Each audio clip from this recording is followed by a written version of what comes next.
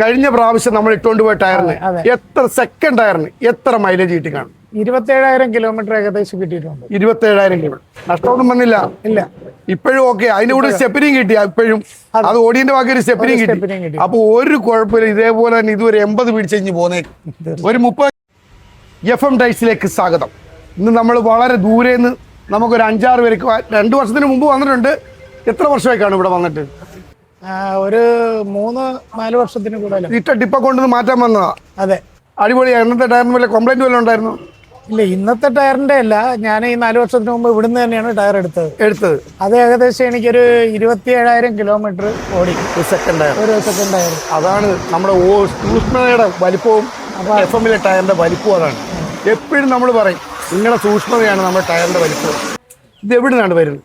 ഞാൻ മംഗലാപുരത്തു നിന്ന് എത്ര കിലോമീറ്റർ ഉണ്ട് നമ്മൾ ഇവിടെ വരെ? മംഗലപുരമാണ്, കഴക്കൂട്ട് അടുത്ത മംഗലപുരം.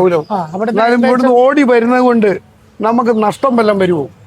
ഇല്ല, നഷ്ടം എന്ന് പറയാൻ ഒരിക്കലും നഷ്ടം വരും. ഒരു വിശ്വാസമാണല്ലോ നമുക്ക് എത്താൻ പറ്റും. തീർച്ചയായിട്ടും. ഇത് കണ്ടോ, ആ ബ്രിട്ടീഷോന്റെ 4 ടയറാണ് നമ്മൾ ഇട്ട് കൊടുത്തത്. നല്ല അടിപൊളി 175/70/14 എന്ന ടയറാണ് നമ്മൾ ഇട്ട് കൊടുത്തത്.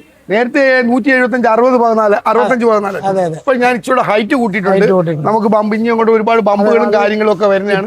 നല്ല അടിപൊളി. മംഗലാപുരത്തുനിന്ന് ഇവിടെ വരാൻ വന്നാൽ പോലും നമുക്ക് നഷ്ടം എന്ന് പറയുന്ന സാധനമില്ല. ഉറപ്പാണ്. അതെ, അതാണ്.